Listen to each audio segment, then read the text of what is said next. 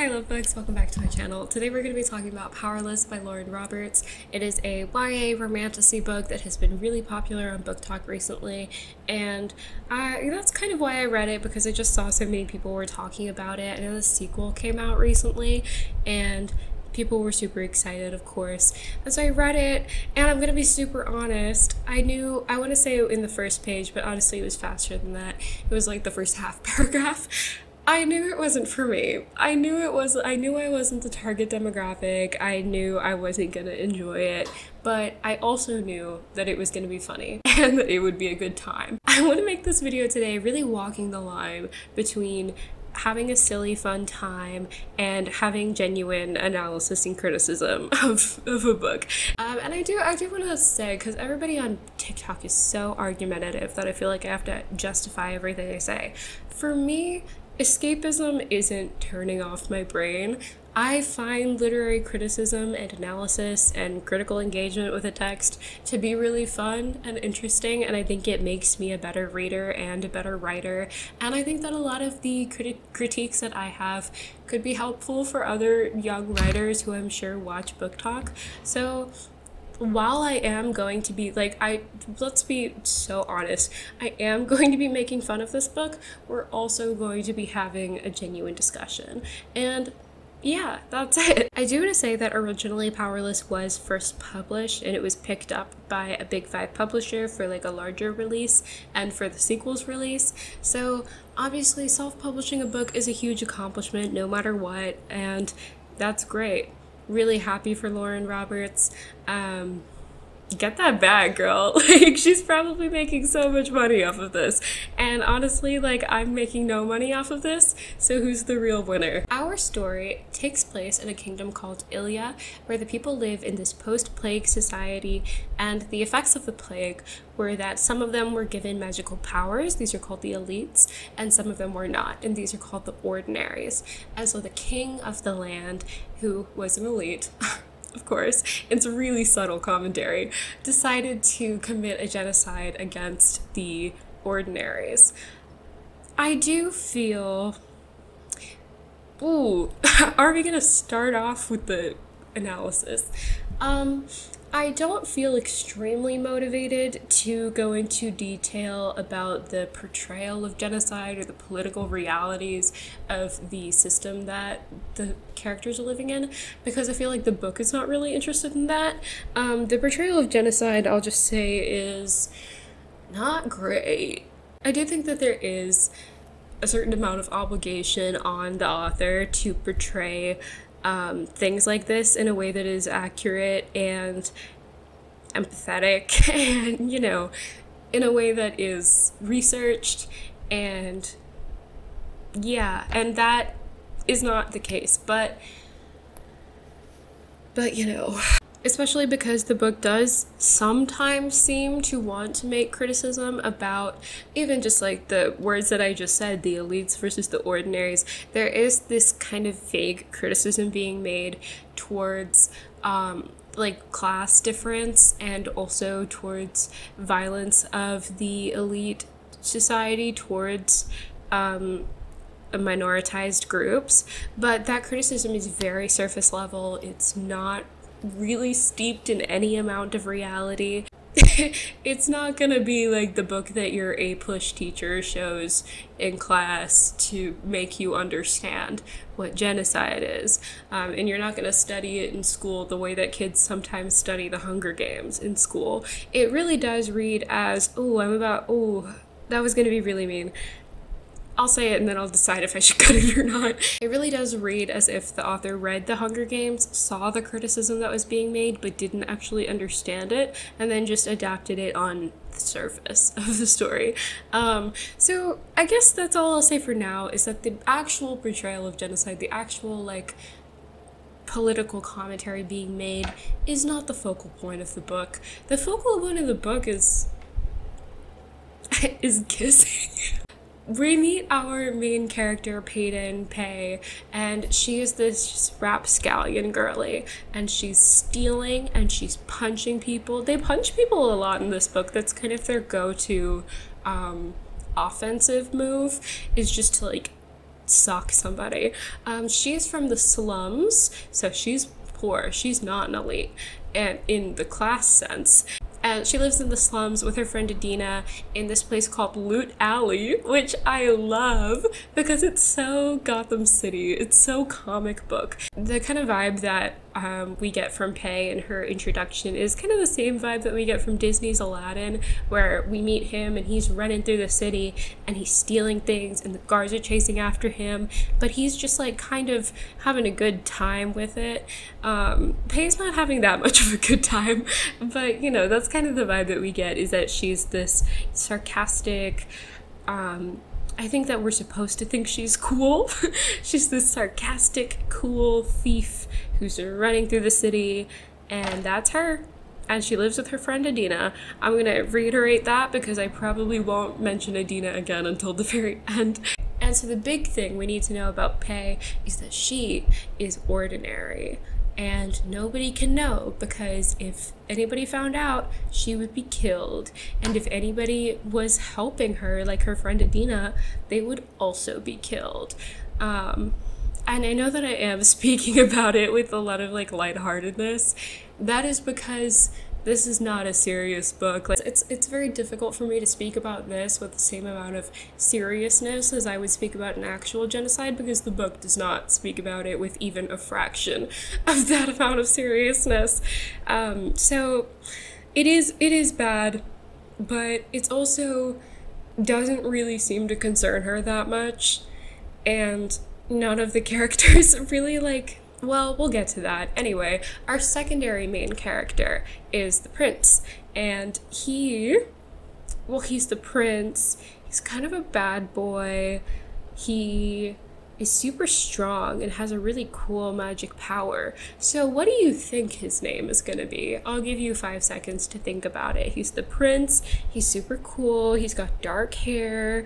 His name is Kai. That's right. His name is Prince Kai, obviously, because it's 2013. Kai's power is called Wielder, and it means that whenever somebody with another type of power is near him, he can sense it and he can adopt that ability. So whenever somebody with telekinesis is around him, he can use telekinesis.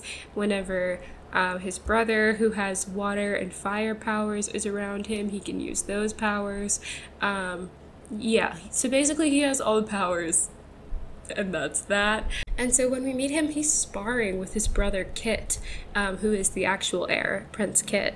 And his power is called Duel. It's fire and water, and they're sparring, they're fighting. The boys are fighting, and they're talking about how they're training for the trials. And the trials, we don't know much about quite yet, so let's just put a pin in that. But the idea that we get from this second chapter is that it's some kind of fight to a victory. And so he's fighting with his brother, and this girl walks in, and he's like, "Oh, don't look now, but it's bitchy Blair." I could not believe this line. It really wasn't like, I should find the actual line and read it to you, because like, it's not, I don't know why it really shook me. My eyes strayed to the figure strutting towards us, training leathers clinging to her every curve, and lilac hair whipping in the wind. Oh look, bitchy Blair. I breathe under my breath before she reaches us, causing Kit to choke on a laugh. Hey, actually, the way that you described her, she sounds like a baddie. Like, she sounds fucking hot as shit. She's got a leather outfit clinging to every curve, and she's got purple hair. She sounds cool. She sounds hot. And also just like bitchy Blair. I don't know, it's just some kind of like girl code, like, like instinct that I had, that as soon as he said that about her, I was like, I'm Team Blair. But it just kind of immediately put me off him, because I was like, I would never be attracted to a man who calls other women bitches. Anyway, we go back to Pei, and she is in Gotham City, and she's robbing people, and she robs this kid who has this vague note in his pocket, and it reads, meet at X location at X time. And she's like, that's weird. The address they listed is my old house. Anyway, and so we will return to this note, but we do learn a little bit about Pei's backstory here, which is that she had to flee her house after her dad died when she was very young. It is a little bit unclear to me personally why she couldn't remain on the house. Like, I understand in a psychological way why you wouldn't want to stay in the house where your dad got murdered, but just, you know, in a very practical way, I don't know that there is a reason she's not able to continue living in the house rather than to be homeless in Loot Alley. But I get it. If you don't want to continue living in the house where your dad got murdered in front of you, that's totally valid. Anyway, that's going to be important later, but it really, like, it's a very quick moment right now, so we're gonna brush past it because we're back in Kai's perspective, and Kai is referred to as a future enforcer. I don't know why I said it like that. He is the future enforcer. Enforcer is this position in the government, like under the king, where you're basically his like assassin, torturer, like you're his like personal guy, I guess, and he's like goes around killing people and like yeah. Anyway, that's gonna be his job whenever Kit is king, so he's like training for that now, and he, as part of that, he's going to Gotham. He's heading to the city to check in on this report that somebody in the city is harboring an ordinary. And so he gets there and he's talking to this family and they're like, no, we don't have any of those. That's not true. Don't know who told you that, but it's not true. He finds the ordinary that they've been hiding, and it's this like 8-year-old girl, and he's like, okay, I'm gonna take her out back. And the family that has been hiding her is sentenced to exile in the Scorches. The Scorches are this huge desert that is on one side of the kingdom, and on the other side there's this like, you know, habitable land, and so theoretically the family can cross the Scorches and get to the habitable land and, you know, just be in exile.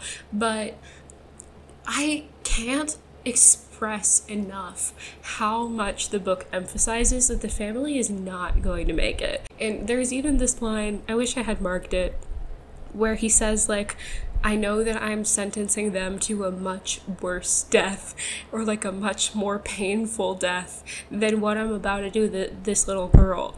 And so it's like, it's very clear, it's explicitly stated this family is not going to make it. Okay, so we've got that.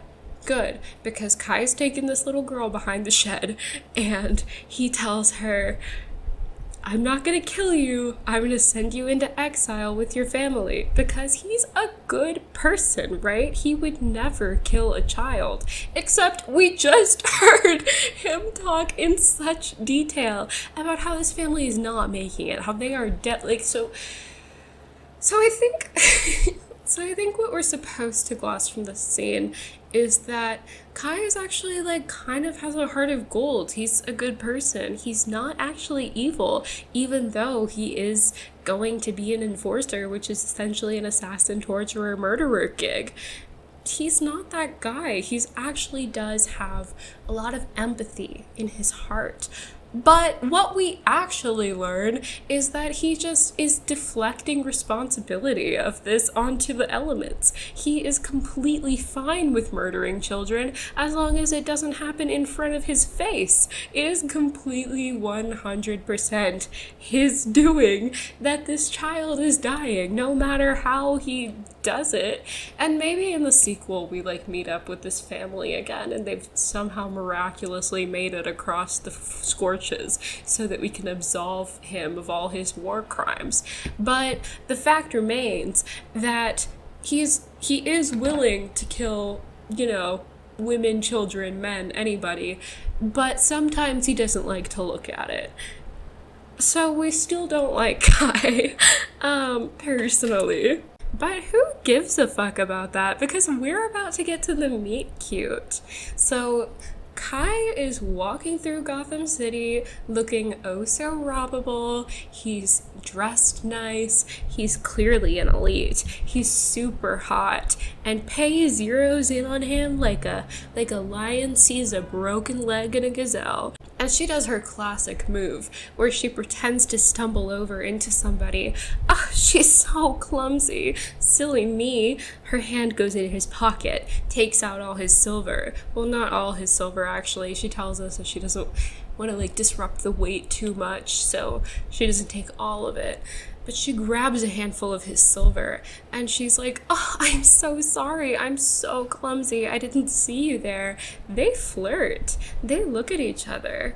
Oh, and I guess now is a good time to tell you that another side effect of the plague, as you might have guessed from my description of Blair with her lilac hair, is that the characters sometimes have unnatural hair colors naturally. So Blair has lilac hair, Pei has silver hair, and that's really mysterious. And then we get the exact same scene from his perspective, and I don't really mind having the same scene in two perspectives. Especially because it is their first meeting. Like, these are the two most significant characters. They are, spoiler alert, they are gonna be love interests, but we learn nothing. Line by line, exact same thing. We don't learn anything new, because in Pei's perspective, she was like, oh, this idiot is not gonna know that I'm robbing him. Oh, he's hot. Anyway, I've just robbed him. And in Kai's perspective, he's like, oh no, this girl fell into me. She's kind of hot. I have no idea that I've just been robbed. And so, like, we don't actually get anything unique from either, like, from having both of these perspectives. So I don't see why we didn't just start up Kai's perspective as she's running off into the crowd, as she's disappearing into the crowd. Anyway, so that's the first time he gets jumped. And the second time is immediately after this, like, like paragraphs after. It actually is very funny, the idea that this super strong rich guy, the prince, goes to the Gotham City once and gets jumped twice in immediate succession. And so anyway, he gets jumped and he's trying to use his super strong ability, but one of the people who's jumping him is a silencer, and the silencer's ability is to suppress other abilities. And I actually really do like this from a writing perspective, because I think that whenever you have a character who is so powerful, who is so OP, who has something about them that is a distinct and like extreme advantage over other characters, there should be something that negates that advantage. There should be like a natural inverse of that. And so having him being so strong and having another character who is able to negate his strength, I think is very good. I think that is necessary.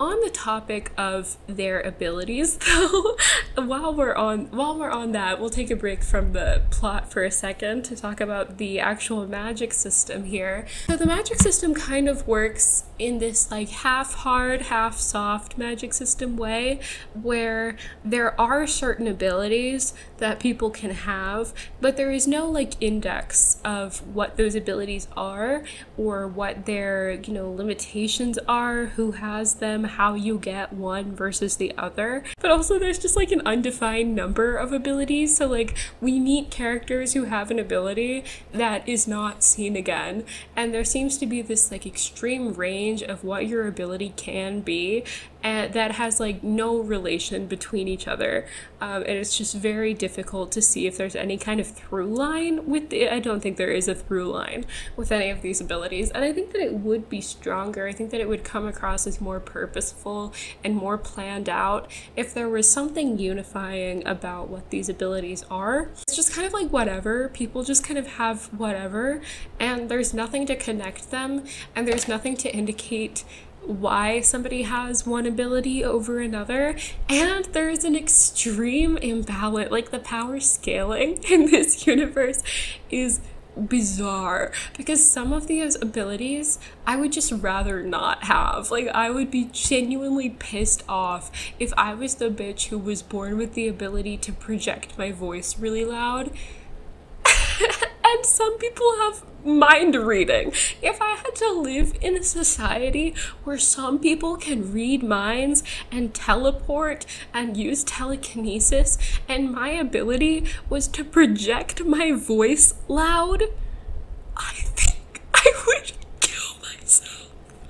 So that is just kind of a note for the magic system, is that I think that if it was a little bit more defined or a little bit less defined, it would be better. Like, maybe instead of having a hard magic system, it is a completely soft magic system where the ability is unique to the person. I think that could also be interesting, if like your personality shapes your ability, if, you know, something about you determines what kind of ability you'll have.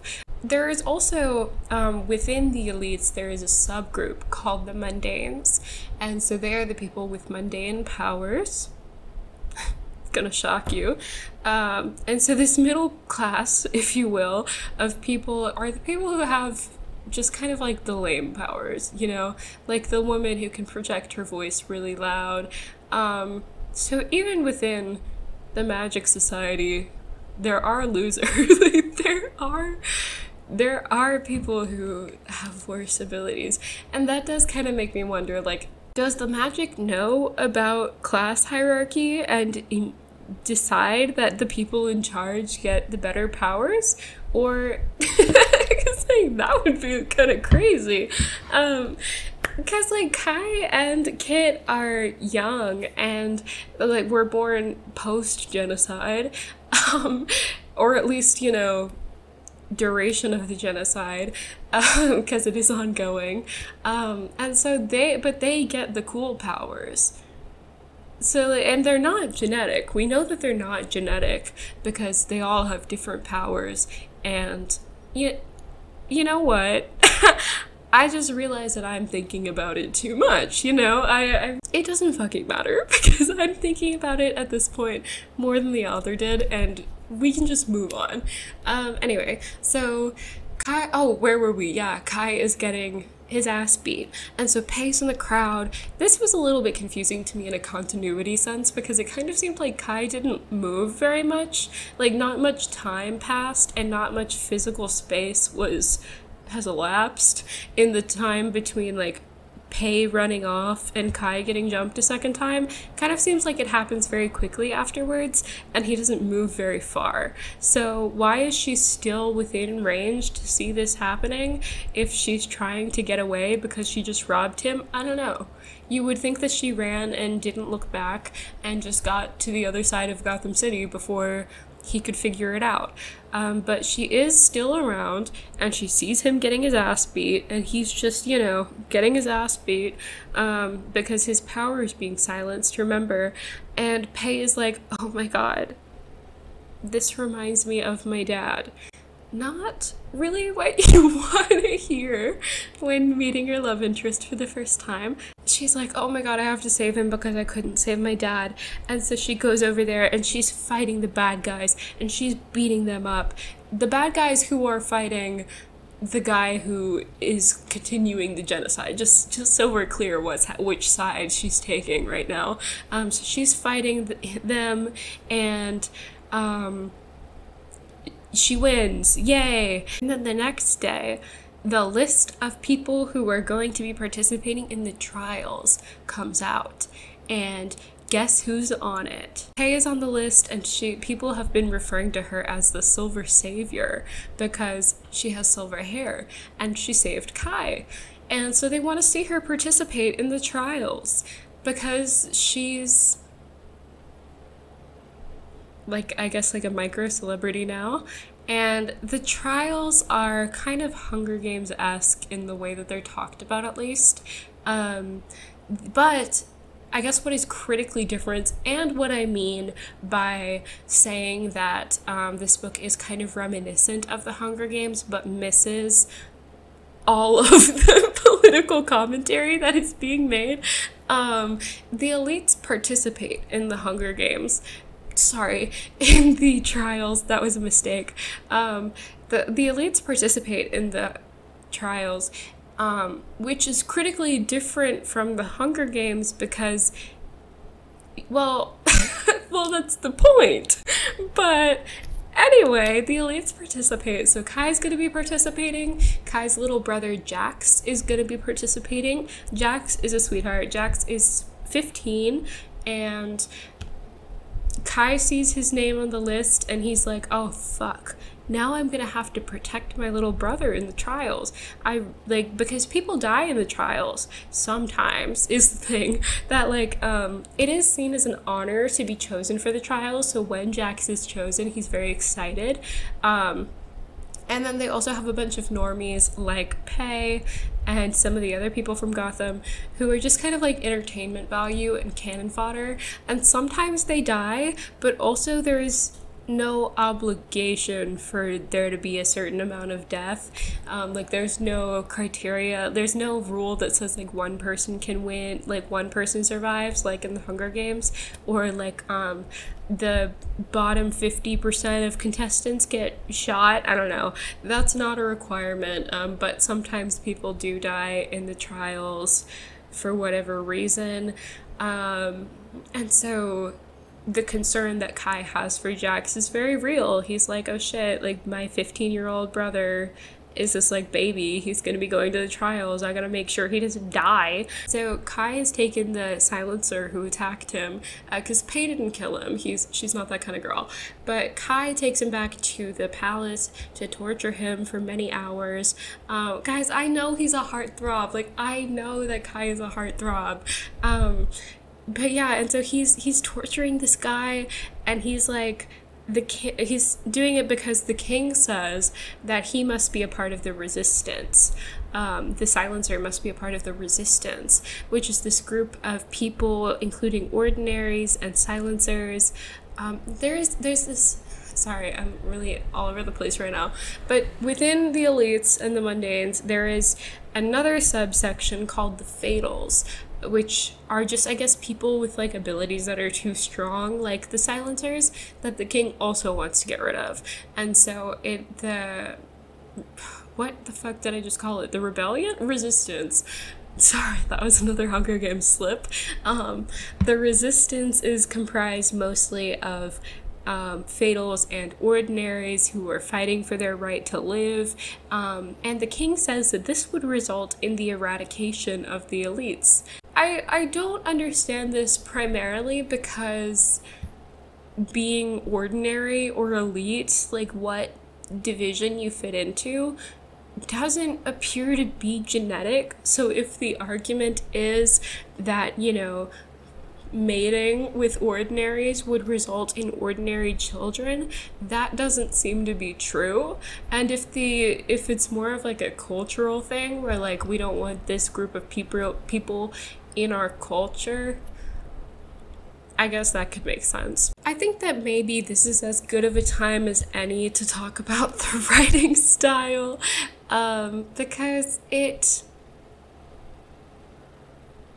I think that if I had read this book when I was much younger, as it is intended for people who are younger than me, I think, I would have had absolutely no issue with the writing style. I'll read you a couple of sentences in order to express what I'm talking about. I didn't mark page numbers, but I copied them down. I glanced down at my battered tank beneath the olive green vest atop it.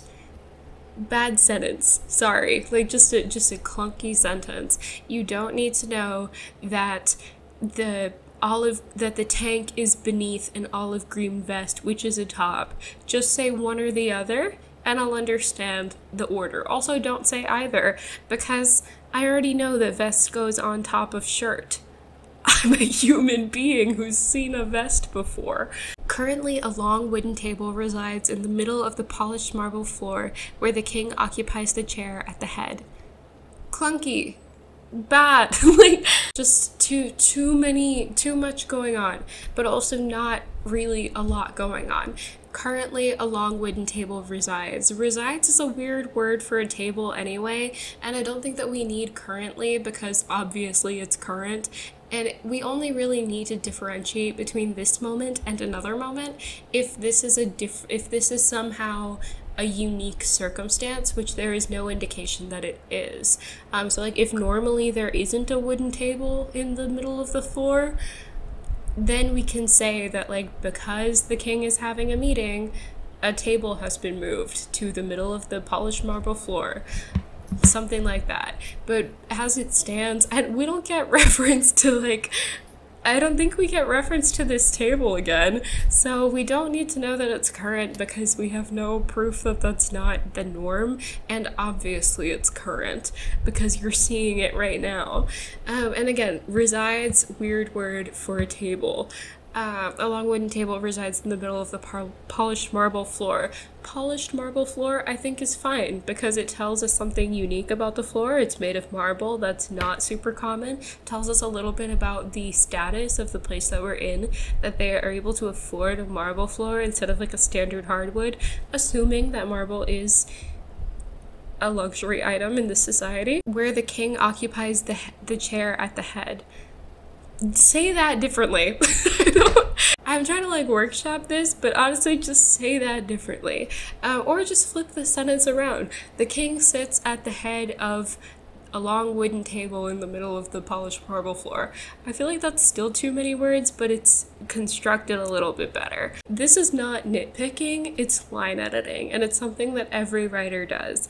So when I'm talking about like the writing style, when I'm deconstructing these sentences, it's not me being mean, it's me line editing. It's me doing a workshop. And that's something that writers do. Also, it is, I think that, oh, this is getting a little bit away from the grammar, but the way that the book shows us information versus tells us information isn't great. Kai will tell us a lot in his narration that his relationship with his father is bad and that he has a different relationship with his father than Kit does, and that's just really not something that we see a whole lot. In the first scene where Kai is walking up to the table in the middle of the polished marble floor, Kai says something extremely unfunny and his father like kind of laughs at it, kind of smiles at it.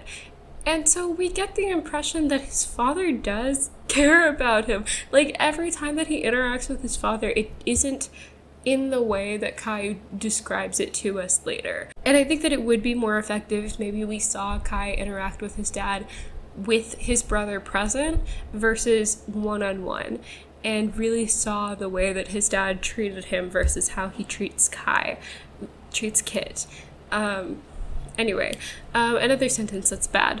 My wielder ability is especially helpful as the enforcer, making my job far easier and far more efficient.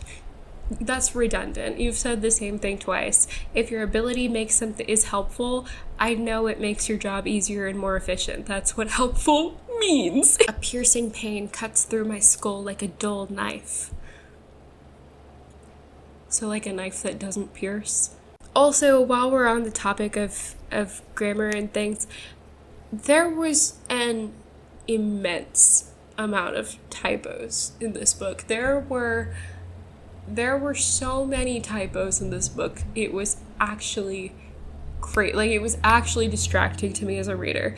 There were times where, because Kit's ability is called dual, D-U-A-L, because he has fire and water, so two things, and on the same page the writer would say dual and dual, as in D-U-E-L, on the same page would refer to it as a homonym for what it actually is. There were many instances like that. There was like, instead of K-N-O-T, the author wrote N-O-T, and I understand that this was a self-published book and that maybe it obviously didn't have professional editing, but Simon & Schuster, the Big Five company that took over for her, should have done this. This is copy editing. This is line editing. They should have done this for her. And I have heard from people online that Reckless is just as bad. The second book in the series is just as bad. And that makes me think very poorly of the big $5 billion company that is editing this for her. Because it is so embarrassing to have this amount of typos in a $1 billion company's work.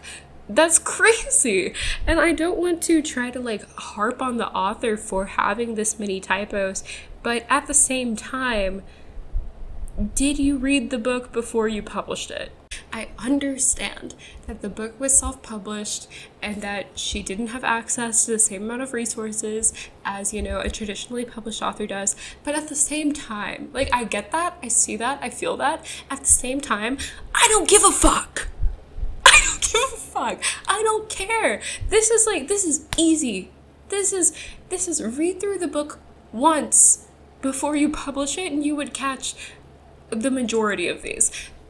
Because there's a point in this book where she refers to a character by the wrong name. I truly do not say that to be mean. Like, and in a way I feel like that makes it even more mean. Is that, like, I'm not saying this to be mean, but it is indicative of lazy craftsmanship. Like, it is indicative of the author just not being very good. I think that a lot of people see art as something that is entirely subjective and that is entirely talent-based. And I want to push back against that idea because I think that art is maybe like 10% talent and the rest of it is skill. Art is a skill that people learn and that they cultivate and that they practice over time. It is something that you don't start out, you know, Michelangelo didn't get up there and paint the Sistine Chapel one day. He had decades of practice before doing that. Da Vinci, even better example, didn't just paint the Mona Lisa one day. He was dissecting cadavers in order to learn anatomy. And that is like, am I saying that every artist needs to get out there and grave rob in order to be a good artist? No, because you can study Da Vinci. He already did it for you. You can study in other ways, but it is important to learn the fundamentals. Learning fundamentals, learning the anatomy, essentially, of writing is important to your ability as an artist. There is an extent to which sentence construction and grammar is indicative of your understanding of the fundamentals of writing. So when an author is writing these very clunky sentences that just are not well constructed, it is indicative of their understanding of the fundamentals of writing as an art form. You have to, in the metaphorical sense, you have to dissect the cadaver. You have to get out there and you have to dissect the cadaver. You have to read a lot. You have to write a lot. You have to study your craft before you can be great at it. It is something that can be learned. And I'm not saying that every writer has to go out and like get a writing degree. I'm not saying that every writer has to write like, you know, Fitzgerald or Shakespeare in order to be good. Like, this is something that is 100% learnable and that you can 100% do by yourself, like completely self-taught. The more you read, the more you write, the more you practice, the better you will get. It is completely within your ability to improve. Anyway, let's get back to the story. So Pei gets taken to the trials with these other two randos, Ace and Hera. Ace is this asshole and he's an illusionist. He can cast illusions, and Hera is this little girl and she can be invisible. And Pei gets taken to this beautiful room and then locked in it for 2 days until she's invited to dinner with the king, except that she's not locked in it for 2 days, because in this scene she is talking to the guard and she's like, it's been 2 days. How could I be locked in here for 2 days? But then the maid comes in and she's like, I can't believe I was sleeping in the dump this morning. I can't believe a couple hours ago I was in Gotham City. So which is it? I believe that what happened is that the author originally intended for it to be 2 days, took a little bit of a break, came back to write the rest of the scene, and decided 2 days is way too long, I'll make it a couple hours. But then didn't go back to edit what happened. And then apparently, like, I don't want to be mean, I really don't want to be mean. This is like strictly an like academic criticism of the book, is that I don't believe that the author read this back after finishing it. And like, again, I get it that it's self-published and so the author didn't have access to the resources of traditional publishing, probably was working another job and was like doing this, you know, after hours on the side, didn't expect it to take off like this. But also, I don't give a fuck. You should read over your book before you publish it. She goes to dinner with the king, She wears pants, which I thought was really interesting. They have their introductions. They're all sitting at the table, and she's like, so, who are you? And they all go around the room and they say their names, and it's very like summer camp. It doesn't feel like they're in a palace at all. I guess that's another comment that I can make, is that they're like, way that people talk is very casual and very modern and doesn't seem, you know, elevated in any kind of way because of their setting. Like, you would think that Kai and Kit speak a certain way just because they're the princes, but they all speak the same. There's no difference in like character voice. And to prove it, there's this point where the palace maid is talking to Pei, and she says, Pei and the palace maid are talking about how the trials are going to be different this year. Something different is up. And Pei says, different, I echo, in what way? She shrugs, fistfuls of my hair grasped in her hands. I don't know. Why would the palace maid be saying, I don't know? Why would that? Is that really how she's gonna talk? You would think that she spoke in a very formal way. Anyway, they're at dinner, they all introduce themselves, we get the scene from Pei's perspective, and then we also get the scene from Kai's perspective the exact same way. They have a classic, Kai and Pei are going back to their designated rooms, and Kai is also in the like tribute hallway. They don't call them tributes, but I forgot what they call them. Because he has his own room in the palace, obviously, but because he's a tribute, he has to also stay with them. And so they're walking back to their rooms together, and she pulls a knife on him, and she puts it up to his throat. And it makes no sense. Like, it makes no fucking sense in this. Like, it feels like we're checking off a trope on the list of, like, things to hit in order to make a booktok book. And I guess, you know, that is the thing, is that this book was genetically engineered in an underground laboratory in order to be a popular booktok book. They go over to the arena the next day to check it out. It's called the Pit, and it's inside the bowl. So if you're imagining a bowl, they're in the bottom of the bowl, and that's called the Pit. And the king has his own box. So actually, instead of imagining a bowl, just imagine a coliseum. It's just a coliseum, which is fine, of course, you know.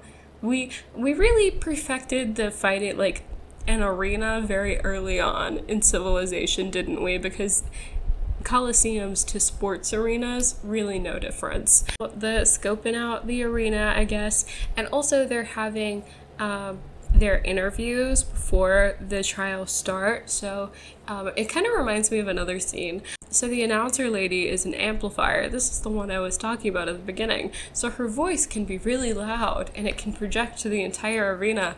I would be fuming if this was my ability. Part of their, oh my god, what was I saying? Part of the interview is that they have to show the crowd their ability. And so Pei has no ability, but she has been faking an ability. And you might be wondering, how can she fake an ability if Kai can sense all the abilities and knows that he doesn't sense anything from her? Shut the fuck up.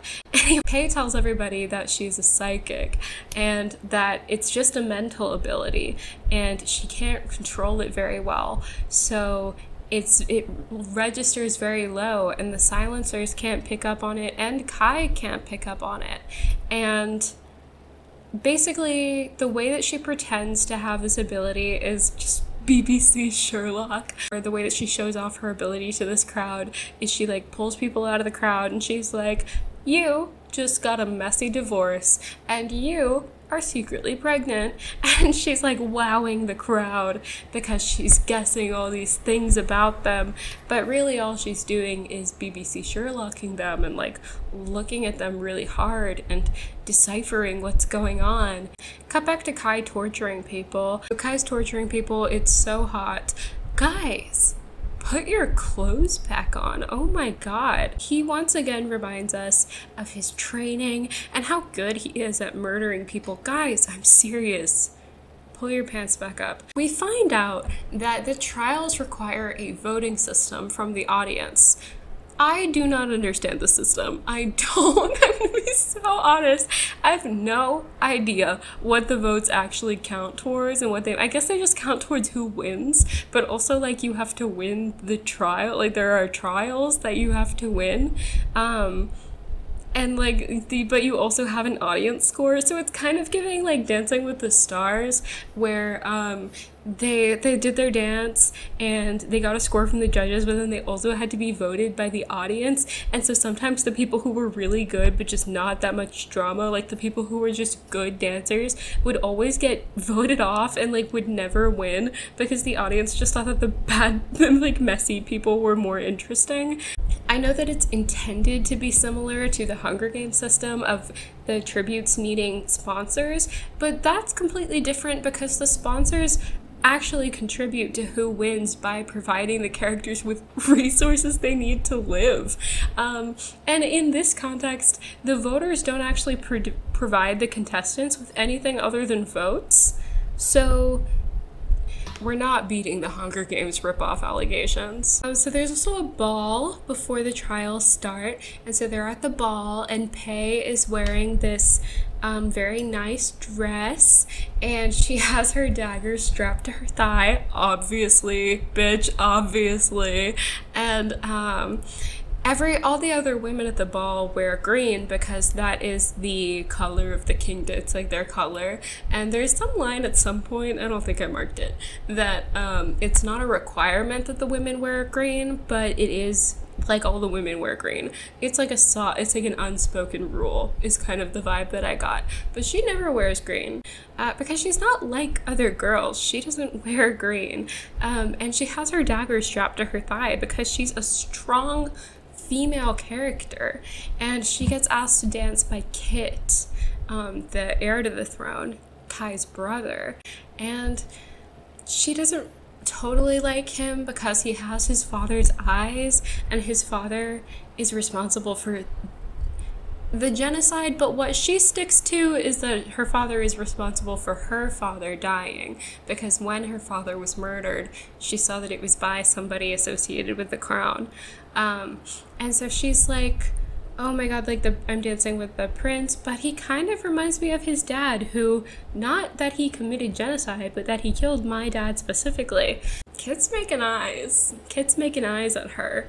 But somebody else is also making eyes at her, and that's Kai, because he afterwards gives her a dance lesson in his bedroom, his actual bedroom where he lives. And she looks around and she sees poetry books and slashes in his bedpost where he hit it with a blunt sword, which I imagine is like the fantasy equivalent of punching a wall if you live in a palace where walls are made out of stone and not drywall. So he's been hitting his bedpost with a practice sword whenever he's angry, but he's also reading poetry. Oh my god, guys, like, after he gets done torturing people, he comes back and he reads some fucking Whitman. He's got a heart of gold, if I dare say. Sorry, when I said that she got asked to dance, I meant that she got asked to the dance. I just I misread what I wrote. So she gets asked to the dance by Kit, gets taught how to dance by Kai, and now is going to the dance with Kit, where presumably she will dance with Kit. So now we're at the ball. The ball is super fucking boring until bombs go off and knives are being thrown, people are screaming. I think that guns don't exist in this universe. I'm not really super clear on what time period we're in, because everything seems like, I guess maybe it's primarily the way that the characters were talking that made me think it was modern, but everything else seems, you know what? Oh my god, maybe this is not modern. Maybe this is maybe this is a medieval fantasy world, and it's just like strictly the way that characters were talking that made me think it was modern. Oh shit. I have no idea. I love a red wedding type situation. I love when people gather at a nice event and then horrors happen. I think it's so I love the drama. So Pei realizes that the people are using bombs because they don't have abilities. They're ordinary. And Kai runs off to defeat them, and Kit is with Pei in the panic room, and he's like, oh, I'm such a pussy. He doesn't say that, but that's the vibe that he's giving, is that he feels emasculated and like he's less strong than his brother because he's in the panic room with all the girls.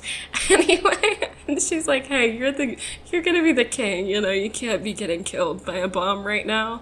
Something that I want to talk about that's going on kind of in the background of all this is that Blair, bitchy Blair, is getting slut-shamed. And I want to talk about that. But here's a line. I'll read you a line about it. Blair wedges herself between the two brothers, laughing at something one of them said. Both her lilac hair and shimmery navy dress gleam in the sun, giving the illusion of a constant spotlight following her. She uses any excuse to touch the boys, making them anything but subtle. She knows what she wants, and it's clear it's one of them. I almost admire her resilience. This is kind of a trope within YA books in general, where like there's this other girl who is pursuing the love interest of the main character, except she's a slut about it, and that's bad. And so what is so interesting is that in these books, it's kind of this paradox where the book itself is using the wish fulfillment of that it knows the audience has of being a girl who is being pursued by two princes, not just one even, by two princes. And Pei herself is not really, is not an active participant. Like, she's the one being pursued. She's not pursuing them, but they flock to her anyway, even though she kind of is mean to them, even though she doesn't really let their attempts go anywhere. She's being pursued by them. And so there is this wish fulfillment in that, where having male attention is seen as something that is desirable. Having male attention is something that is admirable. It makes you a cool character. It's something that the book acknowledges the audience wants, because the audience is intended to project themselves onto Pei. But in the same breath, we're slut-shaming the girl who desires male attention. We're slut-shaming the girl who wants to be in a relationship with the same boys, who the main character clearly is intended to be in a relationship with. So there's this idea that having male attention, being desired, is only an admirable trait until you want it. As soon as you start to want boys, as soon as you start to want romance, now you're a slut, now you're a whore, because Pei is just so beautiful and so cool and so smart and sexy that the boys want her without her having to put any effort into it. As soon as you start putting effort into being desired, that's a negative trait. That's something that we should shame in the narrative. Because it is clear that the audience is intended to project themselves onto Pei. Pei is your wish fulfillment character. Pei is getting all this male attention. Pei is having to choose between two princes. But as soon as somebody wants to be that, as soon as somebody wants to be in that position, they're a slut. And that's crazy, because in a way, that's exactly what the audience is doing to Pei. In a way, Blair and the person reading the book are the same. Blair wants to be pursued, and the audience wants to be pursued. But the audience has the option of projecting onto Pei and living out the story through her, and Blair is just a character to be shamed. It's wild. Anyway, I hope that made sense. Anyway, let the games begin. Kai wakes up in the forest. He's been drugged. This is something they do throughout the trials, is that they drug all the contestants beforehand and then they just wake up in the middle of it. I think that's a bad idea. I think that's gonna have some long-term effects in the noggin, and it's gonna like make them groggy and sleepy throughout the entire thing, so it's like not great entertainment. Anyway, Kai wakes up in the forest, and our first trial is so reminiscent of a different story, but I can't put my finger on it.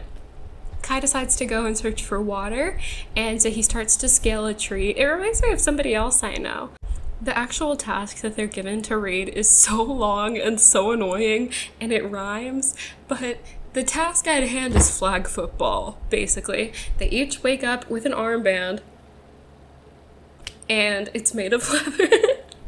Maybe another reference to. The idea is that they will take the other opponent's armbands, and whoever gets back with the most armbands wins. And so Kai has found a spot to find water, and he's walking over, and there is a bunch of like shit in the woods for them to just pick up, unlike in the Hunger Games where they have to be sent shit, or where they have it all in one location. It's just kind of scattered throughout. So Kai finds a sword, and he finds a shirt. Oh man. Once he arrives at the stream, there's somebody else there. Braxton, another elite, whose power is strong, and he walks over there and they start fist fighting. They're beating each other up, trying to get their armband, and you'll notice that I said they're fist fighting, even though I just said that Kai has a sword. I understand not wanting to kill your friend, but I feel like maybe you could at least use the sword as like a deterrent. Like, don't come kill me. I have a sword. Might have done something. But they're beating the shit out of each other. Kai has already built a fire at this point, I forgot to say. And so he pushes Braxton. And Braxton lands on the fire and is horrifically burned. And like, wouldn't it have been kinder to use the sword? We flip to Pei. And Pei has found a bow and arrow in a tree trunk. Reminds me of somebody else I know. And she starts making her own arrows. She shoots a rabbit dead in the eye.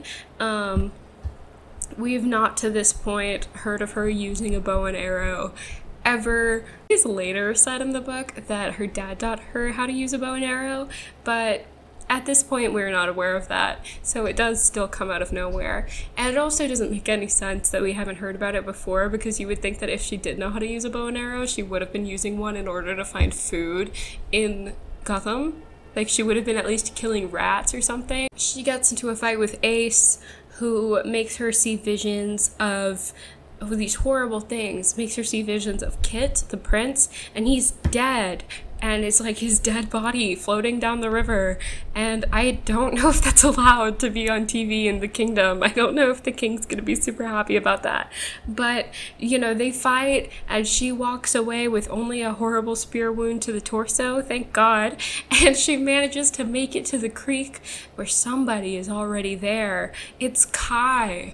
And she tries to be strong. She's holding her bow and arrow on him, but she passes out in his arms before she can shoot him or anything.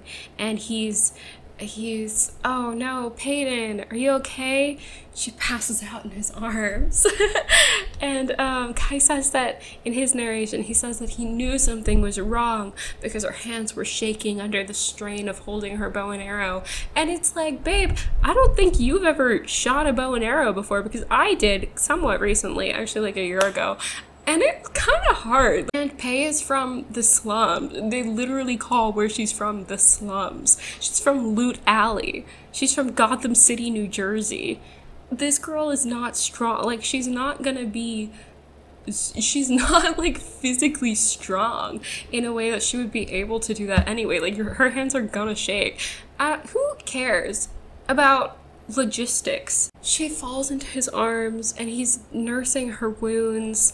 And you know what? I do have to say that I like the nursing your wounds trope. It works every time. It really does. It truly works every time. But yeah, he's nursing her wounds. It was around this point in the story where I started to find her really annoying, though. I don't know how I made it this long, but I just started to find her really annoying. It's like this very specific genre of YA female protagonist where they're just like very defiant and stubborn and sarcastic, and this like strong female character, and she's always like making jabs at him, and it's just like, it just became annoying after some point. They divulge their tragic backstories to each other in the woods while they're presumably being recorded, because remember, this is the Hunger Games, this is televised. There are people with an ability called sight, where they're able to record what they see with their eyeballs and then project it back later.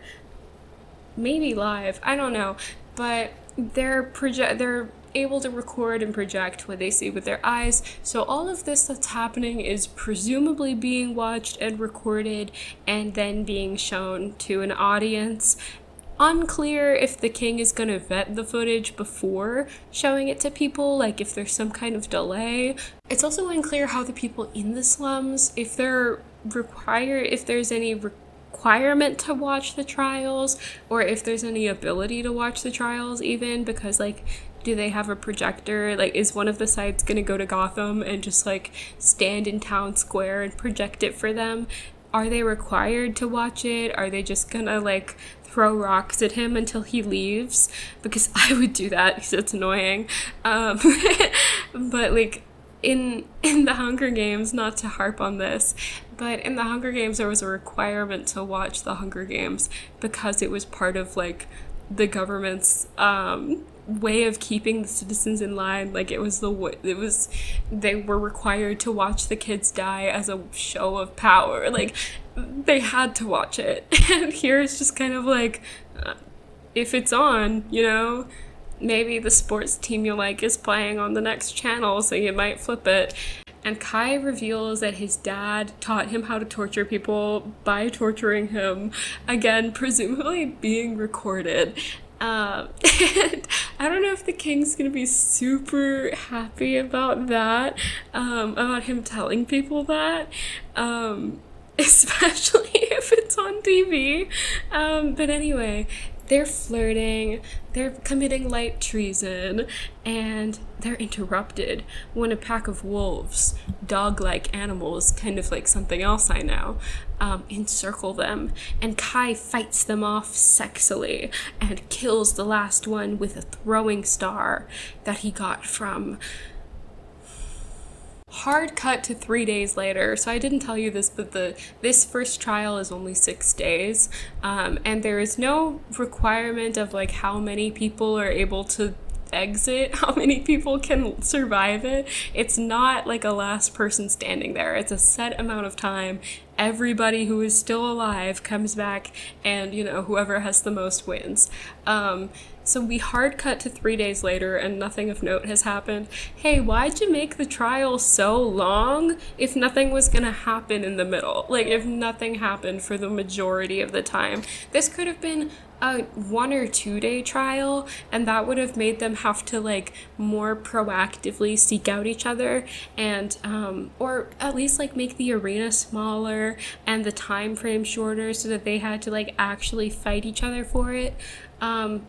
But that's not what happened. So Kai wants to slow dance in the woods, and they do, and Pei admits she doesn't like his dad, the king. Girl, don't say that in this situation specifically, because presumably there's people in the woods recording you. He's also calling her little... Oh my god. He's also been calling her... I actually don't even know if I can say it. It's so cringy. It's been internal to this point, but now we're starting to get it out loud, and I really don't even know if I can say it. It's so embarrassing. But in his, whenever he, oh my god, like I really don't, this is not a bit, guys. I don't know if I can say this out loud. It's so cringy. I really there's nothing that gets me the ick quite so hard as cringy nicknames in like romance books. Okay, so he's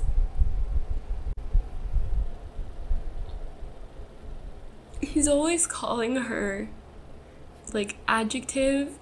I like really can't. Adjective and then little thing. Vicious little thing. Talented little thing. It's disgusting. It's deplorable. It's disgusting. It might be worse than all the torturing that he's done. It's so gross. Anyway, so he starts doing this out loud. And I have to tell you, if a man did this to me out loud, I would first of all laugh in his face. Second of all, vomit. Anyway, so they're slow dancing. He's calling her some shit, and then Sadie, this girl who has the ability to multiply, attacks them out of nowhere and surrounds them. Babe, you have the ability to sense other people's abilities. You have like literally a radar system. This is an embarrassment. So obsessed with the mind clouded by getting some action, can't even realize that somebody's about to attack you. And so something all of them have done so far is that whenever they meet, they look at each other and they're like, if you give me your armband, nobody gets hurt. Just give me the armband and I'll walk away. Like, and it's like, nobody's gonna do that. No. So you already know that nobody's gonna do that and that they're gonna kick your ass for asking. So just use the element of surprise when you have it. It like honestly started to piss me off because it was like every single time they got together, some like two opponents came together, they would have the exact same exchange of give me the armband and nobody gets hurt, and the other person being like no, and then they start fighting. It's like, just be direct, just get in there and start hitting people. I would be waiting in trees, you know, dropping down on people to get their armband. I would be using the element of surprise every chance I got. Are you stupid? Anyway, they fight, and Kai is able to adopt her ability to multiply herself, and so he's multiplying, and there's a bunch of him fighting a bunch of her, but somehow Pace still gets stuck fighting a bunch of Sadies by herself. And Sadie is like, I don't want to do this, but I have to. Hang on. I don't want to do this, but I have to. And then like starts to stab her, and just before she gets the knife into Pei's heart, Kai kills her. Yeah, so that happened. And then it's the last day of the trial, and they get told to all convene in a common location, so all the tributes are brought together. Kind of reminds me of something else. And they have to exit the woods. And at this point in the story, I was reading and I was like, oh my god, what happened to Jax? Do you remember how Kai was like, oh shit, my little baby brother is gonna be in the trials with me. Now I have to protect his ass and make sure he doesn't die. It's been a week and we haven't had any mention of Jax at all. And at this point, like, we've seen many characters. Sadie is dead. Braxton is burnt. Pei got stabbed with a spear. And so like, it's very much possible that Jax is dead. Or in other ways injured. And we've had no mention of him. Like, Kai does not give a fuck. We do meet up with Jax, actually, though, as we're walking to the outside of the woods where everybody is supposed to convene. And Jax is with Andy, who is their cousin, so he's fine. But he and Andy are like, yeah, we got attacked by fucking snakes at some point. Like, they were in, like, a snake pit at some point. Kind of reminds me of something else I know. And so they show up at the at the outside of the woods, and there's an audience before them, I guess just standing, watching. And I do respect the immediacy with which they all just start throwing down. Like, they see each other and it's on sight. They start beating ass. They start like fighting each other so intensely. Kai is fighting Ace, and it's really intense, and I do kind of like some of the fight scenes, Sumi. And so Ace is the one who has illusion powers, which is kind of fun, and I think that they do spice up the fights a little bit.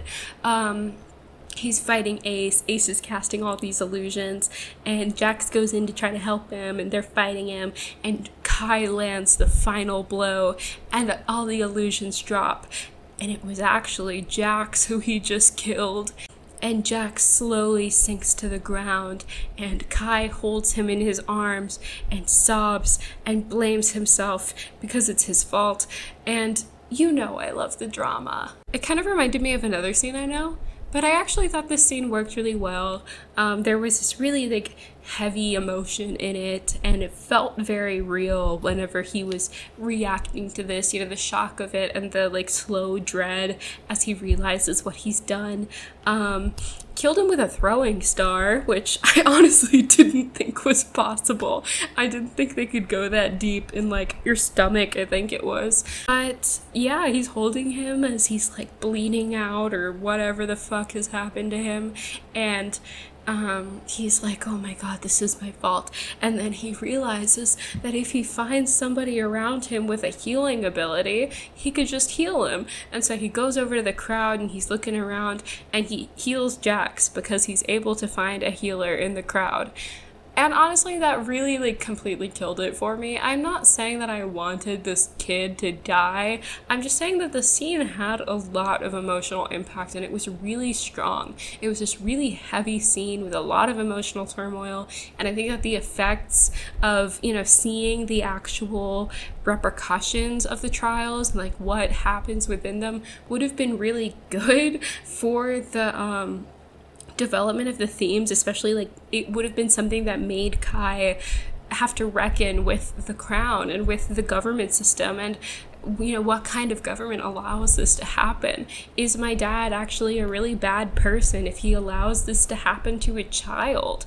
It would have been a moment, I think, that could have really changed Kai and Kit's perspective on the trials and on the government in general and on the system that they live in at large. But that's really killed whenever Jax is saved, because it completely undercuts all this emotional stress, and we really don't revisit this again later. It's not something that, you know, continues to plague Kai, even though he has to watch his brother almost die by his own fault, by fault of his own, and that's really not something that sticks with him through the rest of the book, because I think, like, because it is so easily undone.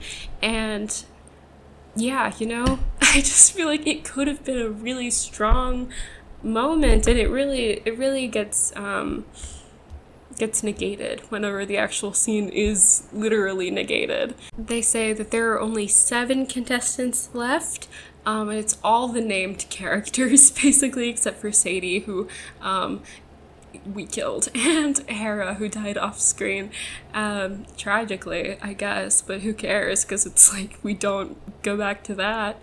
So there's 7 left.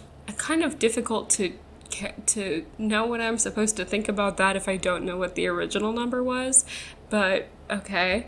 And so Kit and Pei are talking after the trials, and he asks her what she thinks, and she starts rattling on about how terrible the purging is what they called the genocide, and how terrible that was. And I thought that we were gonna have this moment where he talks about how watching Jax almost die really changed his perspective and is forcing him to revisit the legitimacy of, you know, his father's rule and the ideology that his father is pushing. But what actually happens is that he asks Pei, what are we? He asks Pei why Ace used a illusion of Kit's dead body in order to like rattle her. He's like, why me, you know? Is there something you want to tell me? It's like, babe, read the room! Your 15-year-old brother almost died in front of everybody for the sake of entertainment for the nation, and your question is, do you like me? Are you fucking with me? Are you kidding? Anyway, so I guess this was really like the moment in the book that made me realize we are absolutely not interested in genuine commentary, in genuine examination of political systems or, you know, atrocities, social inequality, anything like that. This is a romance book. Fuck me for thinking differently. And so they're sitting at this fountain. This moment is so insignificant, but I have to bring it up because I think that it really actually does encapsulate the way that the author goes about commentary in this book. They're sitting at a fountain, and Pei looks over and she sees all the coins in the fountain, and it makes her really sad. I'll find the lines for you. Shillings. There had to be hundreds of them, just casually lying at the bottom of the pool. I recall how it felt on my first night here, after seeing all the wasted food. I feel sick. So much money lying idly. And for what? So the rich could make their petty wishes? I just don't think that's the commentary on wealth inequality that you think it is. Really and truly, actually, like, so sincerely, I see very clearly what you're trying to do with this scene, trying to show the excess, the wastefulness, the gap between the rich and poor, that the rich are able to use real money in order to do something symbolic, and symbolic wish, that they're able to throw out a coin that could feed another person. I see it, I understand it, I grasp it. I don't think it is the powerful metaphor that you think it is. It really just comes across very silly. They've finished the first trial. There's a little bit of time before the next one. She decides to leave for a little bit. Not sure why that's allowed. And she's gonna go find the resistance, because now that she knows about them after they attacked the ball, she realizes that the paper that she stole from that kid at the very beginning of the book, where it said, you know, meet at X place at X time, might have been about the resistance. And so she goes over to her old house, and she goes to investigate. This is a very bad idea, because she's a very public figure at this point and is likely being watched by not only the government, by any guards, any like members of the elite who will be in Gotham. Probably they have somebody following her anyway, just to make sure she doesn't run away from the trials, but also by the people of Gotham who know her as a member of the public, or like know her as a participant in the trials. People know who she is, and so if she's going to this location at this specific time to meet with the resistance, people are going to know about it. And we also now know about the existence of sites whose ability is to record and project. If I was the evil king, if I was the tyrant, I would have one of them following her everywhere she goes, reporting everything back to me, especially based on some stuff that we learn later in the book that we'll get to. But anyway, she goes, she is right, it's the resistance. She meets up with a new cast of characters, and when I say this book is predictable, I mean that I predicted beat for beat this, and I have it in my notes. Like, I'll put a screenshot up to show exactly that I predicted this beat for beat. It's the resistance, and she learns that her dad was a part of the resistance before he died, and that's the reason the king killed him. We're all shocked, I know. And Pei agrees that she'll use her relationship with Kit in order to learn some intel. So what the resistance wants is to know if there is a tunnel under the arena that they can use to get up into whatever. There is another ball, and this time Pei wears red because she's not like the other girls. Everybody else is wearing green, which is quite literally the opposite of red, but she's wearing red, and she has her dagger strapped to her thigh. She's ready for anything. Also, Adina, I know you forgot about her. Adina is making all her dresses because Pei was like, hey, I have this friend in town who is a seamstress, can she make all my dresses? And they said yeah, and so Adina's here and she's making the dresses.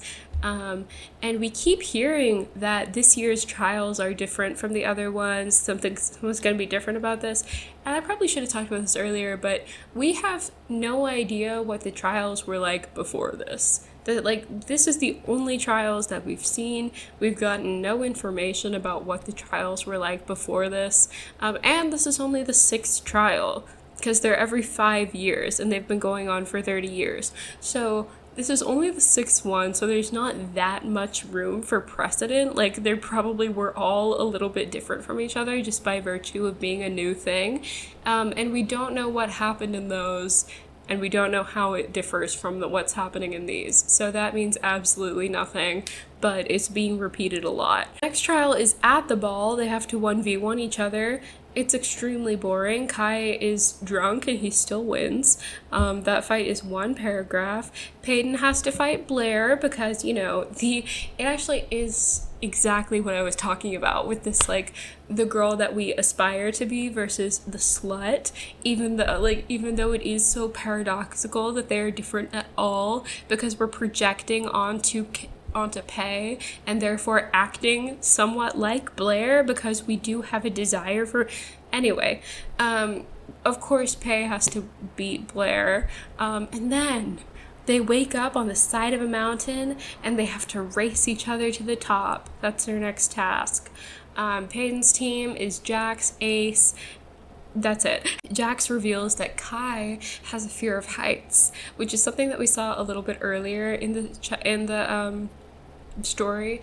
Whenever Kai was climbing a tree, he was like, oh shit, when he looked down. Jax tells us that in order to cure Kai of his fear of heights, his dad would make him like climb up the tallest trees and like climb back down, which like as a torture method I guess is better than waterboarding. Both make it to the top at the same time and the king is there and he's like, guess what, there can only be one winner. I have the flag right here, you're gonna have to fight for it.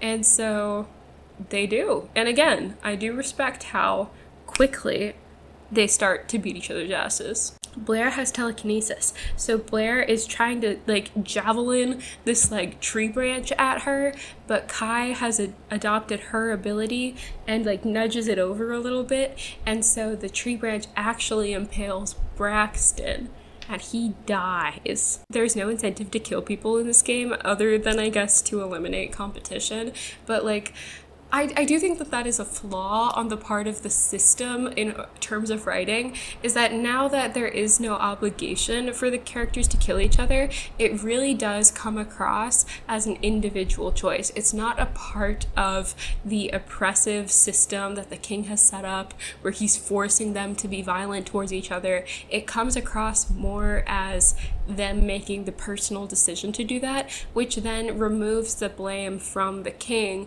and puts it onto the individual. And that's the difference between like the Hunger Games and this, where in the Hunger Games it was a survival of the fittest, like only one victor.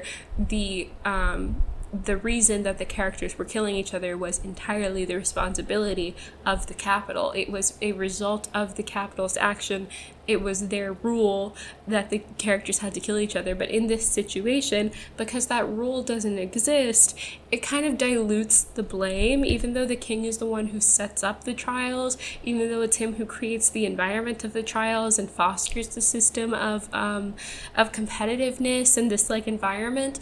It still comes across as an individual choice to kill somebody because they're not required to. There's no obligation. And I think that really does dilute the commentary that's being made, because suddenly it's not even the king's fault if Blair, who is such a bitch and a whore, decides that she wants to kill Pei because girls don't like other girls. Whereas you have like Clove from the Hunger Games. She's a product of the system that is in place. She's a product of the capital, essentially. Blair really just comes across as her own bad person, and I think that that really is a flaw on the part of the commentary. So after the trial, Pei gets Kit to show her the secret passages in the castle, and on the castle end, there is a tunnel in a jail cell in the dungeons where Kai keeps torturing people, and Kit has a key that he keeps on his person, and it's like kind of the Scooby-Doo situation where you have to like hit the right stone in the wall to reveal the keyhole, then turn the key and the tunnels open up. And my prediction for the next book is either that somebody is going to come through the tunnel and get stuck because the gate is locked, like the jail cell is locked, or somebody is going to get locked in that specific jail cell and escape through the tunnel. Let me know if one of those happens. And so Kai tells her, like, they're walking through the tunnels and he's like, this one leads to the bowl where you're going to have your final trial, and that's the place that the resistance wanted to go to. And so now she knows. And remember, she's a pickpocket, so she snags the key off him, and she's ready to give it to the resistance. And then there's another ball. She's wearing this Shein-ass dress. They kiss. Wait, I actually just wrote they kiss. I don't know who kisses. I heard Kai kiss, and then Kai gets pulled away by his dad, who is like, you cannot date that plebeian. And I do like forbidden romance. Honestly, I kind of feel like that's the direction this book should have gone in, rather than enemies to lovers. Like, I think the forbidden romance is a better angle here, but I also do hate it because it's the oppressor ex-oppressed romance, and I just think I hate that trope. I hate that trope so much. I think it's so gross. The final trial is a hedge maze, and they all do pretty badly at it. Not that I really know if there's much skill that goes into a hedge maze. It's very like that one Harry Potter scene adjacent, where like there are some magic people who are able to control the walls of the hedge, and that's their power. I'm getting really tired. I've been talking for so long. Oh, I forgot to say, this is maybe the cringiest line. Kai is like being so emo about the fact that Pei is like talking to Kit, and he says, because beasts don't get the beauty. You're so embarrassing. So yeah, she's fighting with Blair, and she tells Blair it must stop getting rejected all the time because they hate each other because they're both girls, and Blair's a slut. And then Pei breaks through the maze, and she sees the center, and Adina is there, her friend, the seamstress, and she's been really beat up. They actually kind of got me with this twist, I'm not gonna lie. The vibe is that Adina is here because the king really hates Pei, and this was like a way of punishing her for doing so well in the trials, and also from preventing her from like finishing this trial. So like Blair is able to get past her because she, you know, Pei's busy sobbing. So as she's like dead in her arms, and Pei is sobbing, and then the resistance breaks in. And so the silencers are there, and so they're suppressing all the powers of the contestants, and they're in the king's box, and Pei locks eyes with Kit, and she knows that he knows that this is her fault, that she did this. And I do eat it up. Like, I do love a betrayal scene. I have to say it. Callum is one of the leaders of the resistance, and he's like, the king needs to meet our demands, which are not listed, or else we'll kill his heirs. And Pei is like, oh my god, wait, no, he can't kill the heirs. He can't kill Kit and Kai. I haven't decided which one of them I want yet. What did you think they were gonna do whenever they broke in? What did you think was gonna happen whenever the resistance broke in? They were just gonna come in and be like, hey, we're here, please don't kill us? No! This is direct action, Pei. They're killing the kid. Like, I can't believe, it is astounding to me that they didn't just break in and kill the king immediately. That is honestly one of the most unrealistic parts of the book. What did you think was gonna happen? There is this really weird middle ground stance that a lot of bad political commentary takes, where it's like, oh, both sides are bad, and the resistance has a good goal, but their methodology is too extreme. And it's just this very weird middle ground where you get the effect that the story isn't actually fully condemning the side that they're supposed to be condemning, because like, yeah, the king is bad, but the resistance is also threatening to kill 2 people in response to a genocide. And it's like, look, murder is bad, but what did you think was gonna happen? They were just gonna break in and be like, hey, let's chat? And that is, I guess, another issue that I take with the book as a whole, is that it feels a little bit like the book isn't completely condemning what happens. And it's like, I'm sure that the book is intending to completely condemn genocide, one of the most simple things to condemn, but the effect of scenes like this, kind of this weird undercut to a lot of it, where it's like, well, this is also bad. Kai is able to overcome the silencer, and he just starts killing him. He just starts hacking through him, and Pei runs away from the pit, and she goes to go get her vest that Adina made for her from the castle before she fully runs away. And is this stupid? Yes. Do I think that it's kind of nice? Yeah. Because it's like, it's the one thing that Adina told her, like, as she was dying, like, please wear your vest or whatever. And it's like, it's one thing that she has to remember her by. It's this, like, object that she loves very much. Like, I think it's sweet that she goes back for it. So I don't blame her.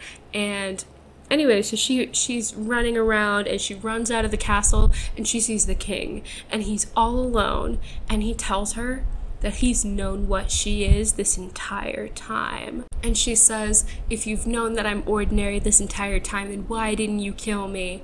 And he says, because I needed you alive. No further explanation, don't really understand that.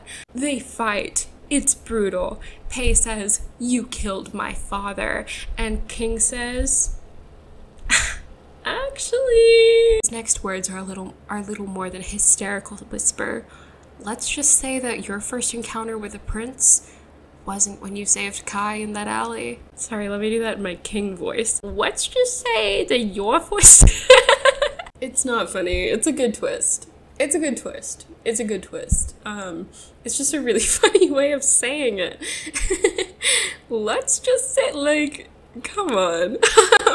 I do like the twist, though. I think that it is a very proper payoff for all this setup that we've been getting of Kai being this, like, horrible murderer, torturer man. But it is also, in a flip sense, it's also bad, because what it shows us about Pei's character is that she doesn't give a fuck how many war crimes this man commits. She doesn't care how many people he tortures, how many people he kills, how many kids he exiles to the scorches, as long as it doesn't affect her personally. But as soon as now that it has some kind of personal relationship to her, now that there is something for her to grieve personally, now she's upset. Now she's like, oh hey, maybe the genocide wasn't such a good idea. And her dad was a healer. Like, her dad was not ordinary, so he was killed specifically for his involvement with the resistance, which the king was privy to. And that's why when I said, like, I would have a sight following this girl at all times, because the king knows that she has some kind of association with the resistance, or at least should assume that she has some kind of association with the resistance because of her dad.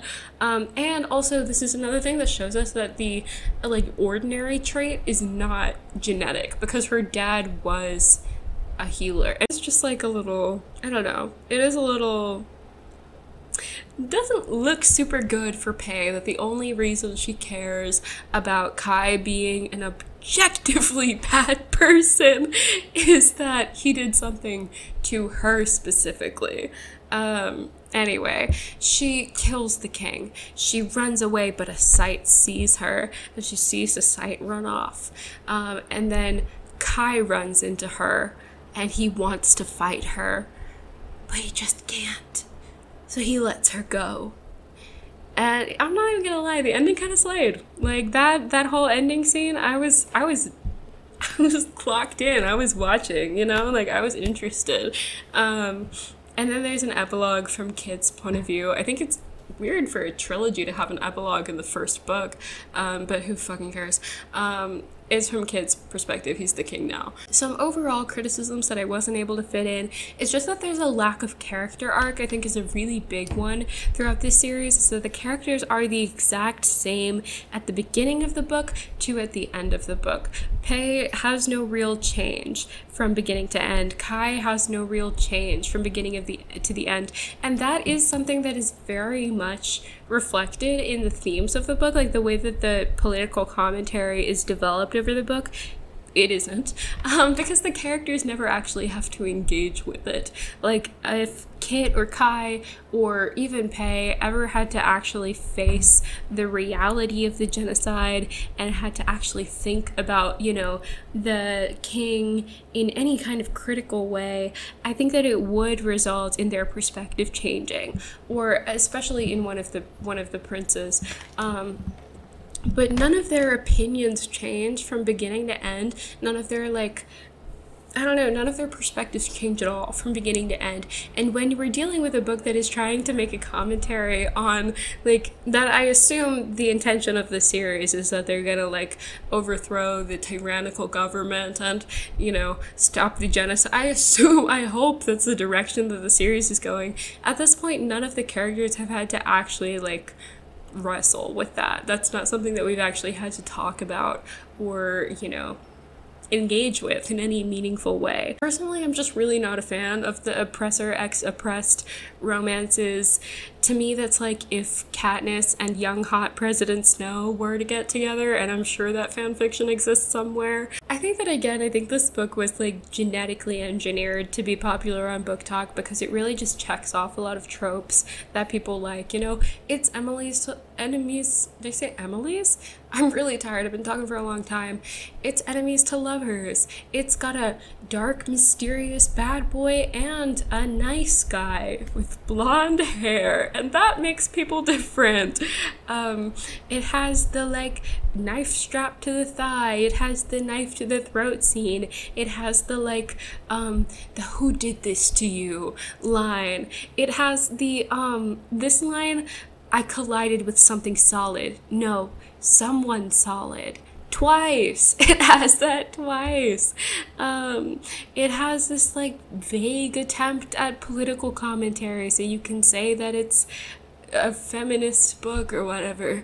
There's, like, it has a lot of things that it can check off the list to make it popular. But I think that maybe because it seems that it was, like, devised simply to be popular on BookTok, it comes across as very lifeless at times.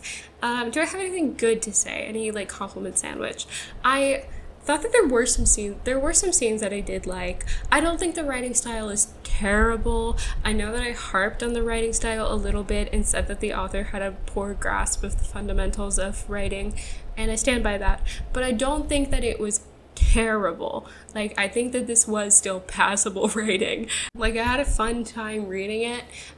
It's the type of thing where, like, I had fun reading it because I was not taking anything that happened seriously, and in a book that is attempting to critique, like, totalitarian government and genocide, that's maybe not the vibe that you want. At the end of the day, I can see why people like it if you're just reading it for fun. I truly can. I'm just not that kind of person. To me, this is fun. To me, tearing the shit out of it is fun. So anyway, I hope you guys liked this video. I hope it was a good mix of, like, actual criticism versus, like, just having fun. I had a good time today, and I hope to see you in the next video. I'm hoping it'll be soon, but, you know, every time I say that, it's not true. So probably when the school year starts, I'll try to do some more stuff.